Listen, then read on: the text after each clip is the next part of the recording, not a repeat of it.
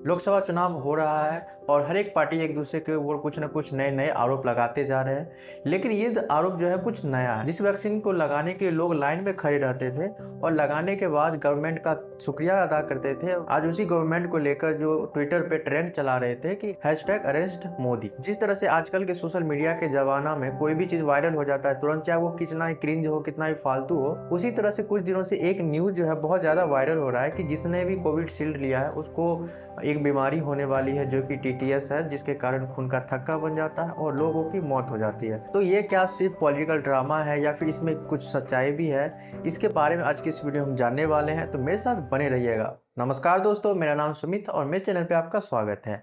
तो आज के इस वीडियो में जैसा कि हमने डिस्कस किया कि कोविशील्ड के बारे में बात करेंगे कि वो एक सच में कोई बड़ा प्रॉब्लम है या फिर बस एक पॉलिटिकल एजेंडा हो सकता है। तो सबसे पहले हम बात करते हैं कि ये मामला आया कहाँ से, शुरू कहाँ से हुआ।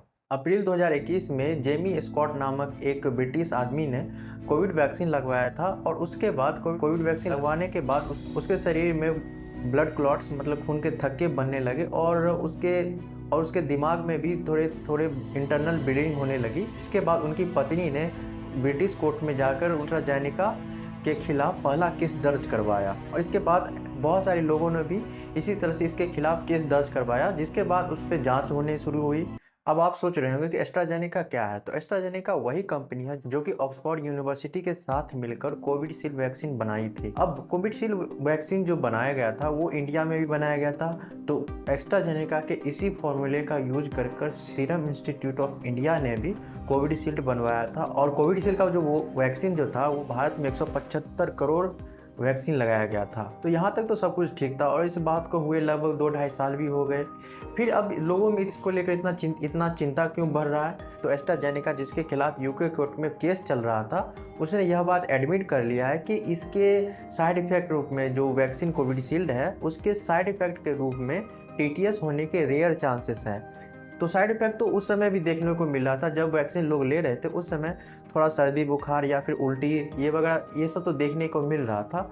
फिर अब इसको लेकर इसमें जो टीटीएस जो बोला जा रहा है, ये टीटीएस क्या है और इसको लेकर इतना लोग डर क्यों रहे हैं। तो टीटीएस का फुल फॉर्म होता है थ्रोम्बोसिस विद थ्रोम्बोसाइटोपेनिया सिंड्रोम। इसके कारण शरीर में खून के थक्के बनने लगते हैं जिसके कारण लोगों की जानें चली जाती हैं और इसका जो मोर्टेलिटी रेट है वो भी बहुत हाई है, क्योंकि लगभग 5 से 44% लोग की जानें चली जाती है जिनको टीटीएस हो जाता है। अब अगला क्वेश्चन ये आता है कि अगर यह इतना ही खतरनाक था तो इसको अप्रूव किसने कर दिया। तो पहली बात, जैसा कि मैंने शुरू में ही कहा था, एस्ट्राजेनेका जो वैक्सीन बनाया था कोविशील्ड वो जाने माने जो यूनिवर्सिटी ऑक्सफोर्ड यूनिवर्सिटी के साथ मिलकर बनाया था। तो उस पर ज़्यादा हम लोग शक भी नहीं कर सकते क्योंकि वो भी एक बहुत ज़्यादा रेपुटेड यूनिवर्सिटी है। तो इसको अप्रूव करने वाली जो ऑर्गेनाइजेशन जो थी वो ये थी कि तो सबसे पहले जो इसको अप्रूव किया गया था वो किया गया था 30 दिसंबर 2020 को यूके वैक्सीनेशन प्रोग्राम के द्वारा।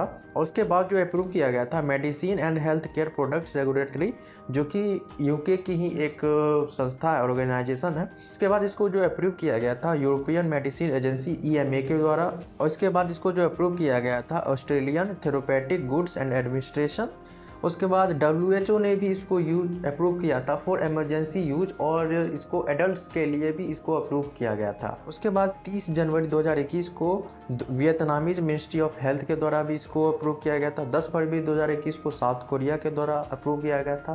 तो इतने बड़े बड़े ऑर्गेनाइजेशन के द्वारा इसको अप्रूव किया गया था। बहुत सारे ऐसे भी कंट्रीज थे जिन्होंने इसको डिसअप्रूव कर दिया, लेकिन जो कोविशील्ड वैक्सीन है जिसको ऑक्सफोर्ड एस्ट्राजेनेका कंपनी के द्वारा बनाया गया था उसको WHO के द्वारा भी इसको अप्रूव कर दिया गया था, क्योंकि अगर उसमें इतना भी प्रॉब्लम रहता तो WHO ही इसको रिजेक्ट कर देता, लेकिन WHO ने भी इसको अप्रूव किया था। अब कोविशील्ड वैक्सीन के लगने से टीटीएस होने के कितने चांसेस हैं अब उसके बारे में बात करते हैं। तो यूरोपियन मेडिसिन एजेंसी के अकॉर्डिंग जिन्होंने भी कोविशील्ड वैक्सीन लिया था उनको टीटीएस होने के बहुत ही रेयर चांसेस हैं, क्योंकि उनके अकॉर्डिंग लगभग 1 लाख में 1 लोगों को होने के चांसेस है, जो कि लगभग 0.001% के बराबर होता है। और उसी तरह से यूके के MHRA के अकॉर्डिंग 21.2 मिलियन लोगों में से लगभग 268 लोगों को यह टीटीएस जो सिंड्रोम जो था वो हुआ था, लोग जो कि बहुत ही कम है। तो हमारा एक लास्ट क्वेश्चन ये है कि यह सच में एक खतरा है या फिर बस एक पॉलिटिकल एजेंडा है जिसको लेकर लोगों को डराया जा रहा है और गवर्नमेंट के खिलाफ भड़काया जा रहा है। तो देखिए हर एक मेडिसिन है, जितना भी मेडिसिन है, उस हर एक मेडिसिन का कुछ ना कुछ साइड इफेक्ट है, और जो हर एक मेडिसिन है वो बॉडी के हर एक अलग अलग पार्ट के लिए बनाया जाता है। तो जो मेडिसिन जो यूज करते हैं हम लोग, वो उस पार्ट को फ़ायदा करता है, लेकिन जो अदर पार्ट्स हैं, बॉडी के अदर पार्ट्स हैं, उनको नुकसान भी कर सकता है। उसी तरह से जो दो आदमी हैं, वो दो आदमी भी अलग हैं। तो एक मेडिसिन जो है वो दोनों आदमी पे अगर यूज़ किया जाए तो दोनों आदमी पे जो रिजल्ट होगा वो कुछ 100% सेम नहीं होगा, कुछ ना कुछ डिफरेंस होगा।